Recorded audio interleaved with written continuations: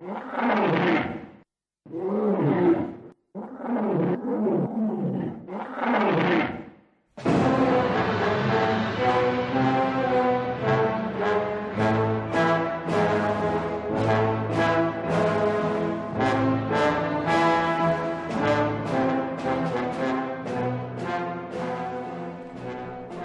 to the Kaiju Podcast. I'm Ralph. I'm Jorge. And today we're talking about Atragon. Atragon, 1963. Yeah, Ishiro Honda. Back to our roots. Okay, here's the deal. We're excited to see the Manda movie, and he doesn't show up for a while.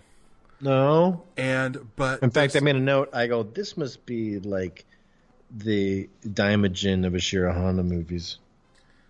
But so we watched. Remember when we watched Mysterians? You had Mogera, but he was like front loaded, and then he never showed up. So this is like the opposite. So I guess I'd rather have a dude at the end.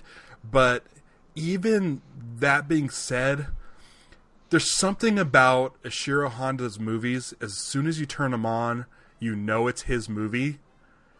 And it makes me happy. The very beginning of this movie. I just want to go over a quick play-by-play of just the first minute. Okay, because I sent you a text message about it. Yeah, you said like, man, I just saw like you said something like I just saw like the first 5 minutes, and it's but I mean, I was like looking at this beginning, and I was like, and then I looked at like the whatever the time thing, and I go, this is just like a minute and a half. Yeah, it's like car driving, car swerving, and the guy starts being like, what's going on here? And he puts his hand on the driver. And first of all, at this point, we recognize the driver. Yeah. It's old oxygenator guy. Mm-hmm. And it's like his hand burns. He burns himself on putting the guy's shoulder. Uh-huh. Cut to guy with an eye patch shooting a gun, getting his picture taken. Uh-huh. And then these two guys are photographers, and then the other girl was a model in a bikini, and then out of nowhere, something surfaces from the water. Is it a person in a scuba suit? Is it supposed to be a monster that looks like he's in a scuba suit? Yeah, I couldn't tell. Don't know. I couldn't quite see it, and I was like, is that a giant sucker on his face? Like, it reminded me of that He-Man character, Leech, which is just a big sucker on its face, and then I'm like, oh, wait, no, that looks like a scuba diver mask, and I wasn't quite sure. Yeah, it's like, are those supposed to be flippers? Is this supposed to be scales? But then they hit him with the flash, and he falls back in the water. Uh-huh. And then that car, remember that car we just saw a few seconds ago, goes careening past them and just crashes into the water. Yeah. I thought it kept driving under the water. But I don't think credits. No, it goes off like whatever the dock. And but for me, it looked like it was driving on the bottom of the ocean. But I think that was just me. I couldn't tell. And I was like, oh, this is going to be great. I think the movie is great, but doesn't live up to that first 2 minutes. No. You're probably... Yeah. And I may be giving it a great, but there's stuff in here that I absolutely loved.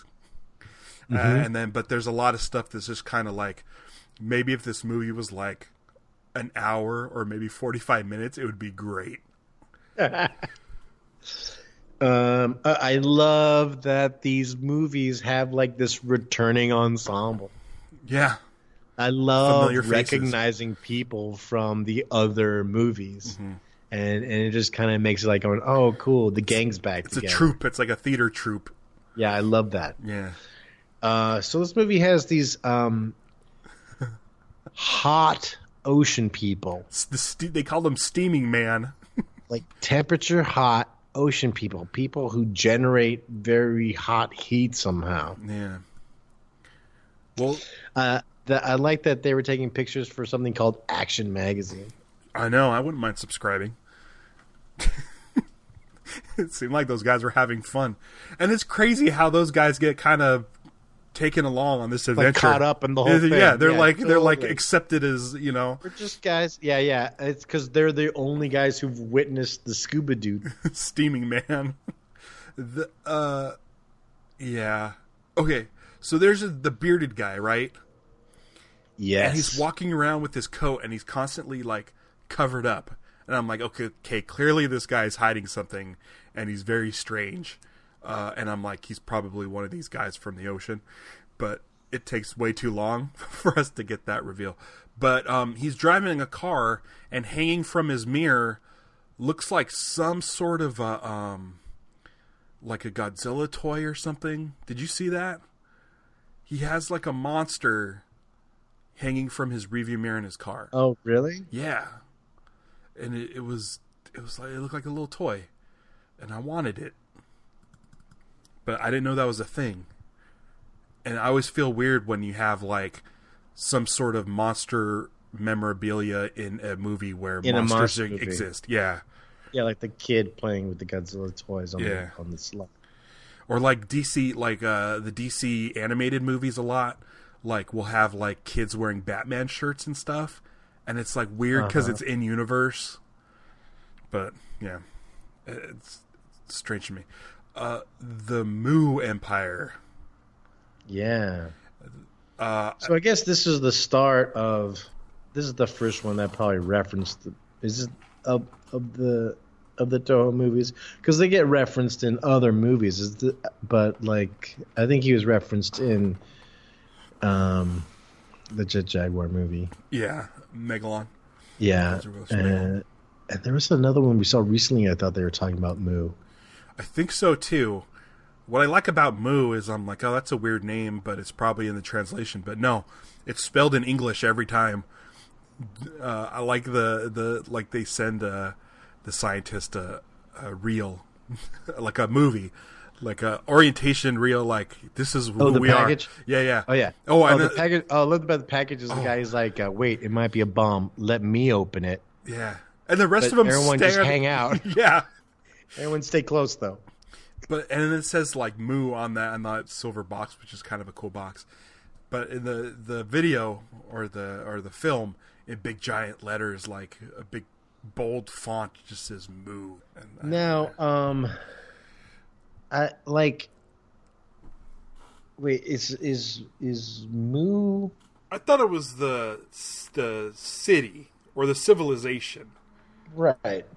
It's like the Jawas. It's like I don't know, the Greeks. It's the Mu. That's what I thought it was. Is it the guy? No, it's the Lost Continent.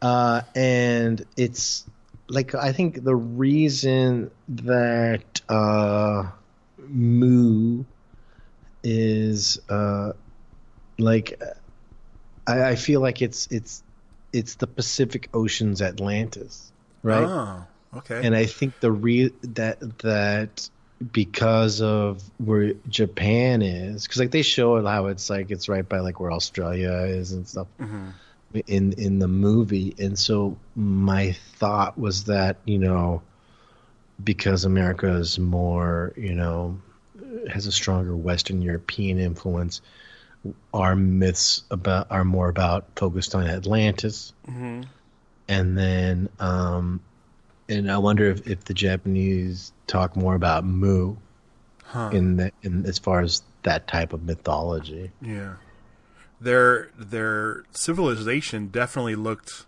Egyptian. Definitely had, like when Agent 23 shows up again in Egyptian garb. Yeah, and it's always like funny to see someone in what looks like a primitive outfit being referred to as an agent. Yeah. But I was like at one point I was like, interesting. The people of Mu who have both used spear and laser technology. Yeah. Yeah. They have these giant machinery, like things that pull energy from the ocean. But yeah, they still wore like skirts and headdresses and Speaking of, like, when you first get introduced, the Agent 23 basically introduces himself, and then the whole thing with, like, the other agents that pop up out of the water. Like, they don't really do anything. Like, at first, it looks like it's dolls, I think, and then there's other shots where they're moving, but it made me kind of wonder if that first one was them or dolls, but yeah, it's just kind of like, oh, look at all these people I got, but it didn't matter. Yeah, and then he was touting that, or he was just like talking about how, like, oh, I'm this, we have these special energies, and he grabs the wrench from the dude and makes it glow red hot. Yeah, is that what it was? Because it kind of just went real quick, like a flash. So I'm like, oh, that's a weird thing. He just makes a flashy things. The same thing with the beardy guy and his electric hands. Oh yeah, that's great. It's a quick purple flash and like knocks him out. Yeah, I loved, like, again, when they're watching that film, the shot of Moo City. Yeah, like it's so great. Going through the model. The model stuff in this is so good. There's one model thing I had a question about. Okay. It happens later on. So we get some shots of some stock footage from around the world. Except there's one that's Russia, and it's not stock footage. It looks like a model shot of Russia. Yeah, I go, is that supposed to be Russia? I thought it was, but it was weird that it was a model shot. It's because the buildings were red. Yeah. And I was like, okay, well, clearly that's going to be a place that gets destroyed later, but doesn't really happen. No, it wasn't. I don't know what the deal with that was. Like, they took it from a different movie or something, where they were looking, like, scrounging up stock footage, and they just found a model of Russia. I don't know. That weirded me. That was kind of weird. Yeah, I think there was a mix. Yeah, there was a mix of, like, it's like they had the footage of the place. They used it, and they made up. I think there might have been another one that might have been a model too. I think, but they just kind of, like, because I was like, all right, that doesn't, or like, because there's also, like, they used a lot of, like, just, like, scenery paintings in a lot of shots too. They just, like, kind of like, this is just a picture of something, and then we cut to, this is what's going on inside there. Yeah. The submarine model, the submarine crew, I think they're supposed to be American, but their accents. Looks like they had some European accents. Yeah, that submarine, the Red Satan. Not subtle, not subtle at all. The Red Satan, and then it was pretty good effect when the thing implodes from all the water pressure. I loved it. I love that. I thought that was cool. Yeah, I have 3 notes: American submarine, Red Satan, weird American accents, and collapsing sub. Yeah, and But before that, we get a quick shot of the satellite from the space station Kong versus Godzilla. Yeah, and then that boat attack where those, like, things popped up out of the water. Those lit, like, little, like, dome things, right? And they're, like, steaming, and then they came in close and, like, blew up that ship. A lot of good model work in this. The Pan Am plane model was great. Yeah, for no reason. Like, I'm sure you can go out and get stock footage of that, but I mean, that was great. I guess I'm fine with models. I don't know why I would complain. I love them. I love them.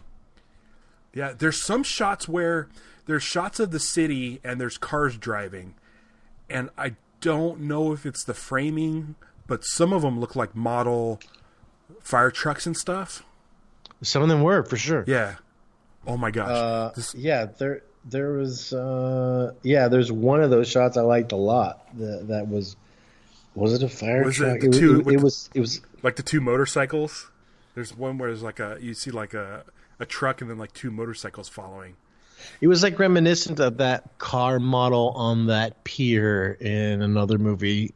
It was like the car's running away and, like, Godzilla's, like, walking after it or something like that. It was kind of like that. Like, there's just great models and little, like, whatever remote control or so. There's that part on the boat when they all go inside. What happened? Did we not finish that thought? No, I just looked up. No, go ahead. When they all go inside, and I don't know how we're just gonna keep referring to him as the beard guy. Oh, I was calling him like Beatnik Reporter. Yeah, his beard. I mean, his beard was so pronounced. Where he then drops. He has this like ping pong ball looking thing in his hand. Oh yeah, he dropped it in the water, and he drops in the water, and then it cuts to the Moo submarine, and this kind of flashing ball thing floating downward. Yeah. And I was like, "Are we supposed to think that little thing is that thing?" Yeah. He's I assumed it grew. I thought it was some sort of signal. Boat. Just that guy in the boat with the gray afro. I don't remember that him. One weird crew guy. He's just sitting there. He's just like a background guy. I wasn't sure. I was like, is that his real hair? Did they put this? Did they use this as a wig? Is he supposed to be just dirty, or did they? Well, that's the thing. Dark. They get to the island, and one of the lines is, "I hope the natives are friendly." And makes you nervous. That's the note I saw where it's like, oh. I forgot. It's 1963. I know things really didn't get better with these movies later on, but still this is like, oh no, this is kind of early on. But I think we're safe. You hadn't seen this movie before, right? No, I've never. That's great. I had no idea. New territory for both of us. Yeah. The Manda stuff disappointed me because that's what we were looking forward to that. Yeah. But the Atragon stuff, I loved. Yeah, I was sitting there going they're like, we're going to make this movie. It's going to be called Manda the Sea Serpent. It's going to be great. And then they watched the movie going, we're calling it Atragon. Atragon looked like Mogera, but a submarine. Like it had kind of the saw blades and the drill. The drill bit. Yeah. All those drill bit had like this thrusty end at the very front, which is also where they could shoot the that special zero ray thing. Yeah. The zero cannon. It was. What's great is it's set up that this is an underwater city. And Manda lives underwater, and there's all this stuff, and I'm like, cool, Atragon's a submarine, perfect thing to fight. And they fire up Atragon, and the first thing it does is fly. And I was like, what is happening? This Atragon thing is the greatest thing ever. And I love that it has so many, it's got the drill, it's got the sort of powdery gun in the front, but it can drill through solid rock and drill through a steel door. It's badass. And I like the way they did the drilling and how the stones that were getting drilled were getting shot out through a hole. Like a rock exhaust. The holes in the back was cool. Yeah. They also tried to make it look really big in the blue screen effect where you see all the crew guys on top going inside it. There's one point where it's the underwater dock, kind of implodes, and some beams fall on top of Atragon, and I'm like, okay. He's like, go remove the beams, and I was like, oh, they need to get Atragon out. They weren't removing the beams to get Atragon out because it's so powerful. They're just removing the beams so they can get inside the hatch. And I love that Atragon was this indestructible thing. It didn't matter that all the rocks and beams fell on it. It only mattered that it was blocking the door for them to get in. And once they got in, it just we don't even care that there's a steel door here. It can go through anything. It was I love this sort of that sort of indestructible quality of it. So I like the whole thing is the Moo people get introduced. They're kind of like the Planet Zero people. It's going, listen, we're coming here. We're going to take over. Yeah. And you guys are just going to have to accept it. And but then they go oh, and by the way, tell this guy to stop working on this underwater battleship. Yeah. It's like they're very confident, but they're kind of scared of this battleship. Yeah. Oh God, I loved it. I loved it so much. The disgraced captain of Atragon reminded me of Captain Jinguji. Yeah. He made a couple of faces that reminded me of Tracy Morgan. I even took like a screenshot just because I was like, oh, he kind of making a Tracy Morgan face. I should find that and send that to you. But his storyline was cool. He kind of left in disgrace, and he left his 3-year-old daughter in the care of another captain. That's kind of where the bulk of the middle of the movie, that's kind of what that storyline is. And she's so excited to be able to see him again. And when he shows up, he's reintroduced to her, and he doesn't care at all. And I'm like, oh, that's kind of a dick move. This guy's kind of a jerk. And then that's kind of the point. And then, he comes around. But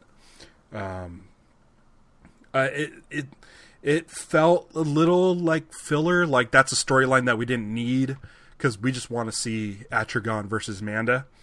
So by having this kind of storyline, we're just waiting for it. But I mean, you mentioned on the Jaws episode, like you that you want to care about the people in the movie. So it's like, but it feels so forced in these movies. Yeah.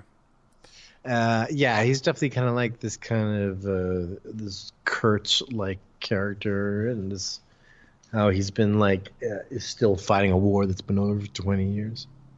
And I didn't follow his logic really. He left in disgrace, and then he's starting to build Atragon, but he doesn't want to go back and fight, even though it's supposed to help people.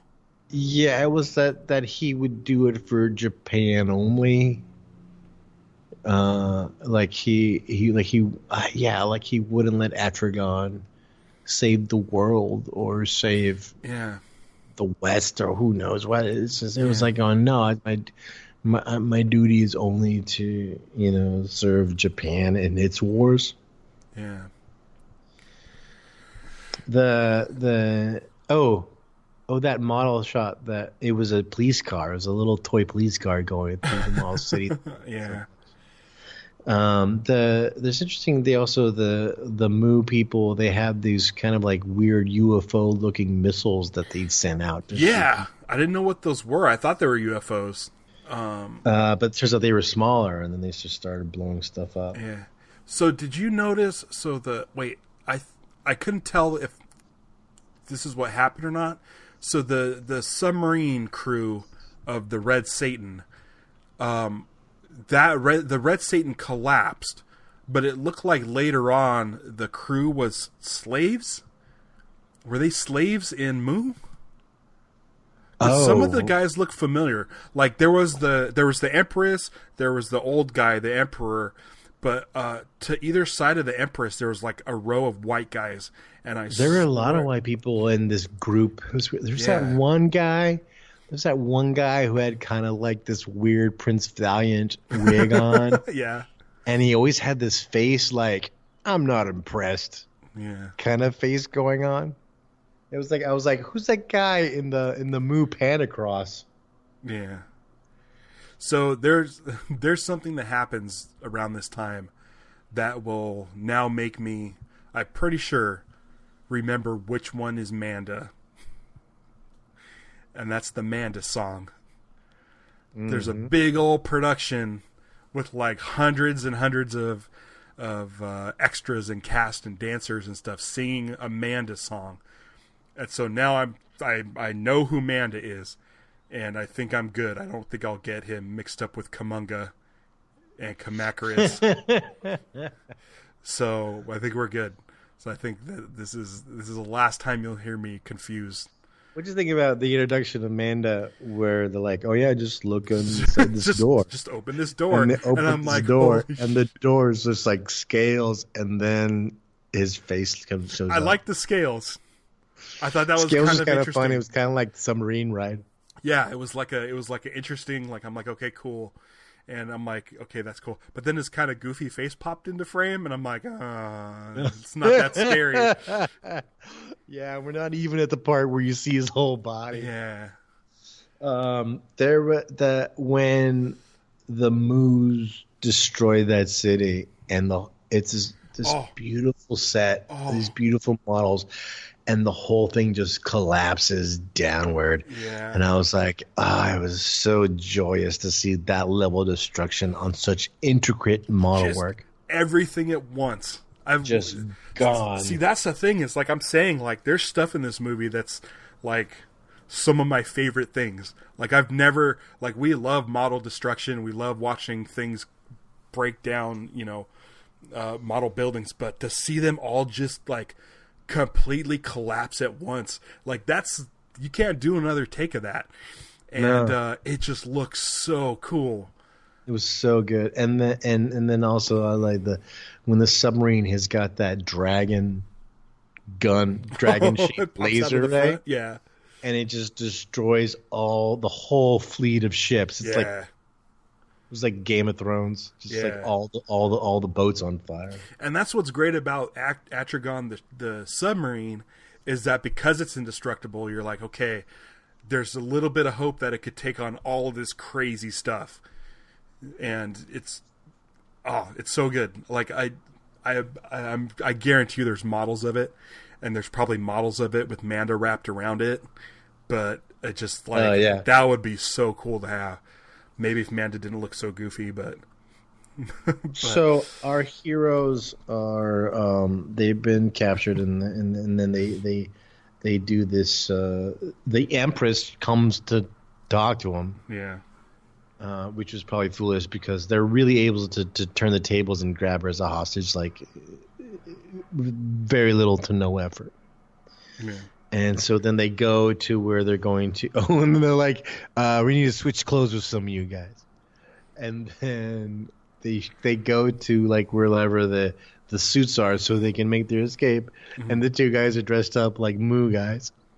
And it's like they're just there were they just kind of like to walk through the halls and act like they're moving prisoners around? Or because I was like going, it was kind of an odd, because it's just a moment that you go, although that's what those are the clothes that they took. Yeah. And while they're in there, she's like the Empress is sitting there, and then she's like secretly reaches over and she pushes the release Manda button, which is crazy that it's just sitting out there in the open. Like I feel like the Manda button should be two keys that two different people. It's very responsible. Like do in sequence, and they're both locked away, and you have to have like launch codes. It's like literally in a room, like at butt level, where if like anyone like leaned up against the wall would hit that button. And there's two other buttons right next to it, which we don't know what they do. No, they're not labeled. Well, one is like the close the door on Manda one, and the maintenance. Who knows? But yeah, it's like they're so close to each other. They could easily be bumped when you're reaching for the other one. Yeah. Hopefully, maybe the other one is like a cancel button, because it's so easy to push the one that you get some time to cancel out your request to release Manda. So then Manda comes out, and we're like, and I'm looking at it going, is Manda teeny? Yeah. Like, is the puppet Manda, is it tiny? When we talked about Manda once, you mentioned those like kind of like foam lizards that you get at the fair. A foam lizard on a stick. Yeah, like you walk. Yeah, and he kind of moved like that, so I'm like, okay, he definitely looks like one of those, so I think he might be tiny like one of those. Like, there was no real shot that led me to believe they had a giant Manda. Yeah, like when you see Manda in action, when you see full body Manda in action, I'm like, it's like, huh. It doesn't help. I guess this is why they didn't call it Manda. It doesn't help that he moves really fast. He kind of like quick and jerky motions. Like if you wanted to have more weight, just like a puppet on a string. Yeah. So all the underwater stuff is somehow like shot through something or shot like a filter. It's for the most of it, it's like none of it actually takes place underwater. It seems like, right? Like there was the shot where they shoot at Manda, and there's like an explosion underwater that kind of looked like real underwater. The way that the sort of black cloud moved underneath. But Manda is basically like if just one of King Ghidorah's heads existed. And had feet, tiny feet. That was my favorite thing, though. When Manda was wrapped around Atragon and had his little tiny claws holding on to the side of the submarine. That's his shining moment. That's why we're going, oh, we'll get Manda to wrap himself around this freeway. And that's the action figure. Manda's thing is he wraps around shit. Yeah. The zero gun, and it's basically just a fire extinguisher. Oh yeah, but those guys were awesome. The dudes in the white suits that like infiltrated, like that reminded me of the Mysterians when they just had a group of guys going with guns to the Mysterians ship. This group of guys, these little like the white suits with the like frogman suits with the backpacks with the fire extinguishers, they just roll in and just start taking out Moo people. It was I like that a lot. Those guys were cool. They freeze people into paintings. Paintings of frozen. Yeah, they're like, frozen. I'm a painting of a frozen guy. Yeah. Okay, so I was looking at the Steaming Men because they come back, but the silver scaly costume? Shirt, cosplay? Yeah, I was thinking too. What do you think? Yeah, I was the head... all you need is a scuba mask and put some grade on it. And I think you could probably just make the rest with a duct tape. Yeah, it would all look like duct tape. And I was like, oh my gosh, I think I could be a Steaming Man. It's totally doable. I was thinking the same thing. Like, it looks cheap in the movie, so getting it screen accurate would be pretty easy. Yeah. I liked them. I like those guys a lot. I called them silver creature suits. Yeah. So, okay, so when they're getting into the suits, and they got to talk the Empress into getting into the suit, and then she like pulls her top down. Yeah. And then later, they're out of their suits, and she has her clothes on. She's fully clothed. Yeah. And I was like, So, did they all got dressed to get into the suits, but then brought their clothes? Or did she pull her top down like, no, we're just going to put them on over. What are you doing? She just had her top around her waist, maybe, while she was in the suit. She likes the way the duct tape feels. At one point, after that moment, I had this idea of like, somehow the Empress is going to like change her mind and just kind of like go along with them, and they're gonna, next thing you'll see her being like their next model for Action Magazine. Yeah, that's so crazy that they're just photographers for Action Magazine. Oh, that's how they got involved with the guy's daughter too. And it's like they were tailing her because they just found their next model. Yeah, and they took a picture of the car and tracked the license plate. And it's funny because I don't think, like, the deeper they get into it, they don't have their cameras anymore. So now they're just in it to be in it. Like, you would think they would be snapping pictures the whole time, because it would be a great scoop for Action Magazine. But right. Yeah, this is great action. Yeah. Yeah. It is great action. So the last thing I have is I mean, are you at the end? I'm at the end. Moo explodes. First of all, the smoke is red. They made the smoke red. It was cool. Before that, Manda gets knocked off of the sub because they electrify the hull. Yeah, which is really cool. It's like the greatest submarine ever, and then they freeze Manda at the bottom of the ocean with the whatever that stuff is. Which is good. It sets him up to return again, although we know that he doesn't really return again. Yeah, is Destroy All Monsters the only other one? Where we get that really cool shot of him wrapping around the train tracks? As far as movies go, I think that's it. Yeah.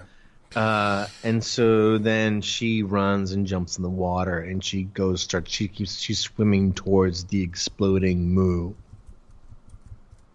because she's going to go down with the rest of her people. And there's this moment where, Admiral Kasumi and Captain Jinguji share a look. Mm-hmm. And I kind of feel like the Admiral's like, see that? That's what a deserter doesn't do. That's what not being a deserter is. Man. And it's like, this weird moment between them. I mean, I was probably putting more into it than it was, but I was like, that's how I read it. When they look at each other, he's like going, look who's not a deserter. Yeah. Really a lot of time spent on that storyline, so I could see why you look into that. It kept coming back. Yeah. Oh, yeah. It's just like, so the whole awkward stuff with his daughter and her being upset about it. Yeah. And the other guy defending her about it. Oh, yes. Yeah. Jesus. Yeah. It's, yeah. It doesn't crack the top 5. No. But it has some of my favorite stuff in it. If there was a top 5 of the first minute in a movie, it might. Yeah, maybe. Maybe also Inframan would hit that top 5. It's I'd say it's top 5 in the model stuff. The model destruction, that when that city goes, I mean, I kind of wish we could see Manda take out that city. Right. But when the whole thing collapsed, I was like, oh, holy shit, I've never seen that before. Yeah. I can kind of picture what Manda... Guys are badass. Yeah, I can picture what Manda would do to the city, because we've seen stuff like that before, but to see that just like collapse from underneath, say, wow, that's great. That's really great. Yeah, it doesn't break my top 5, but it has that Ishiro Honda feel that I just... There's something comforting about it. I don't know if it's the cinematography or if it's just the returning cast. But it has that like comforting feel. Yeah, I think it's that 60s look. It's the costumes, the cinematography, the music. When it was cheap, it was cheap in a very great way, and when you could see what they invested the money in. Mm-hmm. Like Matango did, it was one of those things where you really don't get into it, the mushroom people, until like the very end. But there's something about the 60s Japanese like culture at the time, like you could just get a real weird kind of window into like the culture and stuff, like the like in Matango. What was it, a Matango, or is it Frankenstein Conquers the World, where it's like the dance parties and stuff, and you have like teenagers and stuff. Like there's just something the way it feels and the way it looks is just like, you look at the sets and you know they're sets, but you're just like, oh, it just has like that look to it, like the kind of like mint green walls, and with the clock above the door and like consoles with tons of buttons that are flashing. Yeah. Like the inside the bridge of Atragon actually didn't look that fantastical. Like there wasn't a lot of color inside. Like it was kind of just like a gray kind of stainless steel sort of look to it. It looked very no nonsense, which is I thought it was going to look a lot more like a Gamera movie interior, where it's going to be like crazy flashing buttons and stuff, but it was pretty normal. But the Atragon at the outside of it looked crazy with like the yellow saw blade tips and the red paint job and stuff. And just like the clean lines of like 60s, 50s and 60s sci-fi, before sci-fi got gritty and like apocalyptic. It was just it was really clean, and it's like Atomic Age. Geometric shapes. Yeah. It's got that like classic Tomorrowland look to it. Totally. The vehicles of the future. Right. But I guarantee you, if I go online and type in like Atragon model, there'll be like all sorts of them with like that you could build, or that you can like just kind of get like completed like statues, or the ones versions with Manda wrapped around it. And I chances are I've seen it before, but the Atragon ship, I want to see a reappearance of that somehow. I think it does, and I think the ship has a different name.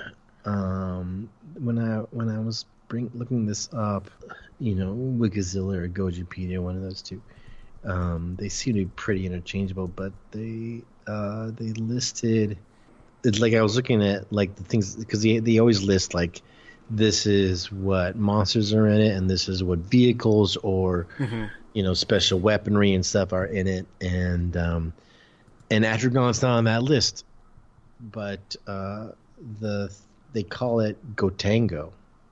Yeah, there's a. And so it appears in a movie called War in Space. Yes. Okay, and so I there's have a seen Super Atragon. Oh no, Super Atragon is just maybe that's another. Oh. Well, there. Yeah, I'm looking. I just did an image search for War in Space. Japan. Oh boy. It's in Final Wars. It is in Final Wars. Oh, I don't like that movie. Wait, Battle in Outer Space? War in Outer Space. There's definitely Atragon-looking ships. There's also a... The War in Space. Great Planet War, 1977.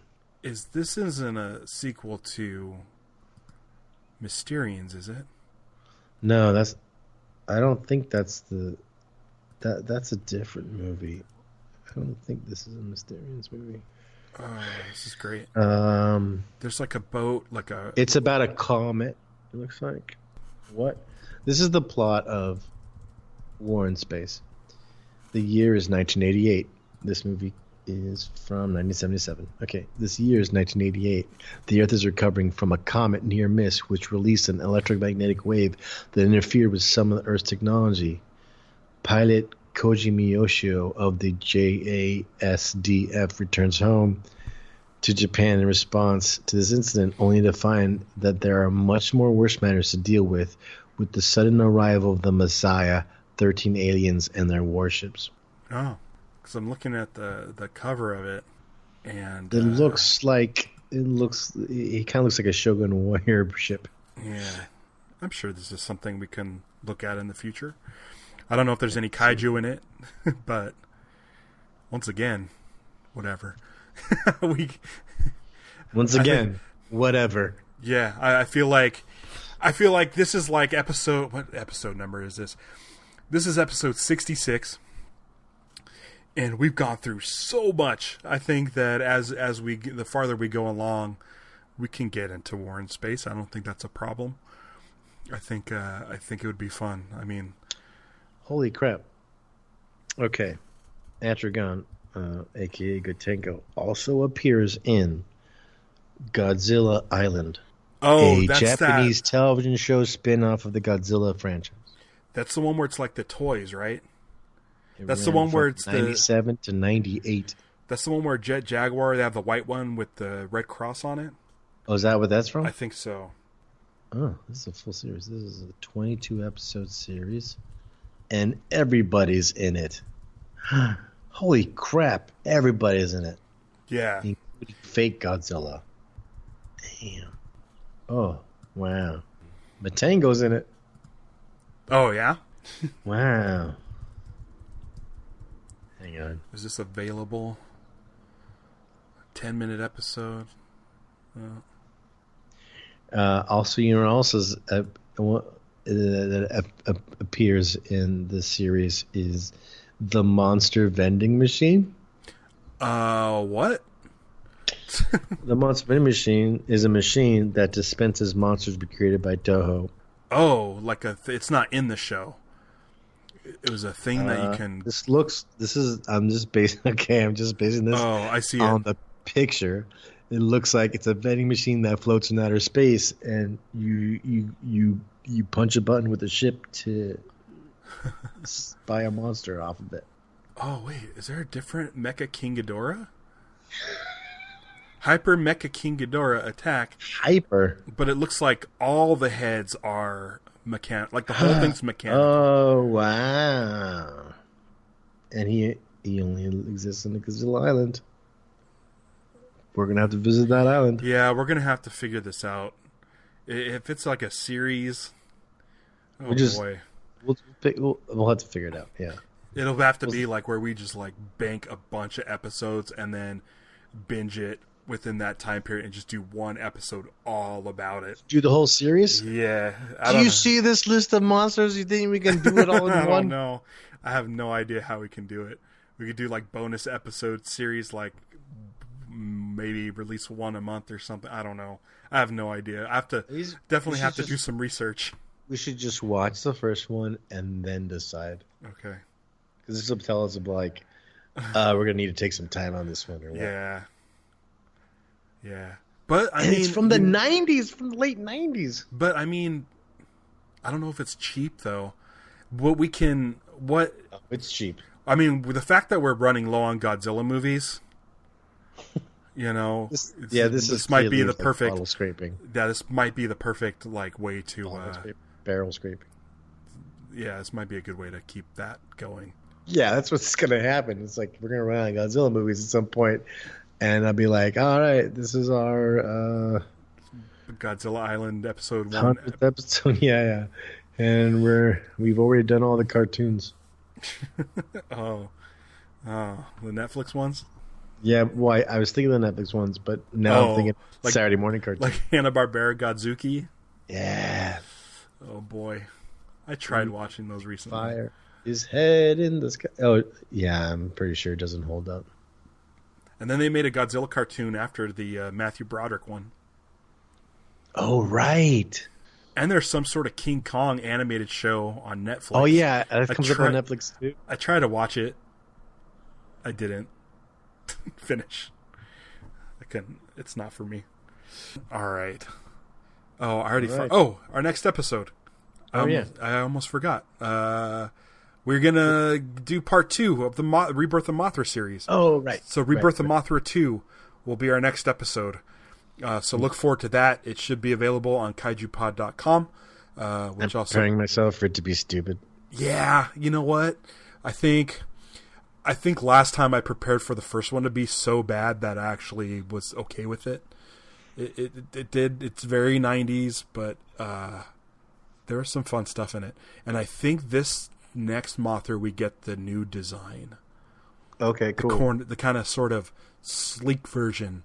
The one that kind of looks like the Godzilla King of the Monsters version. That movie we saw a few months back. That one. Not the Raymond Burr movie. Yeah. Just, yeah. I'm excited about that. Sure. We'll see. It's Mothra. Come on. Yeah. I mean, I know you're not the biggest Mothra fan, and I'm a way bigger Mothra fan, but, who knows? We'll see. Mothra's growing on me a little bit. Yeah. Speaking of which, we haven't done Godzilla versus Mothra. That's good. Yeah. So, yeah, that's all I have. Until next time, I'm not even going to do in universe. I'm going to go make myself a steaming man costume. That's what I'm doing. Till next time.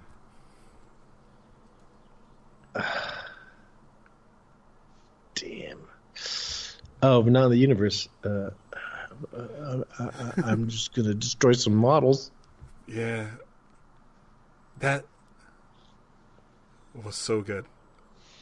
Yeah, and we've seen that type of implosion, that kind of destruction where it's like the bottom drops out. But it's always kind of been like landscapes and valleys. But to do like a full city is so good. Yeah. I know it's cool seeing actual tanks drive through an actual city, which was rare. Mm-hmm. Like, usually you see them just driving through the same hills and trees. Yeah. So. Yeah. Cool. All right, man. Let's go watch Mothra. Good luck with that suit. Yeah. I'm halfway done already. All I needed to do was wrap some duct tape around my head. Mm-hmm. All right.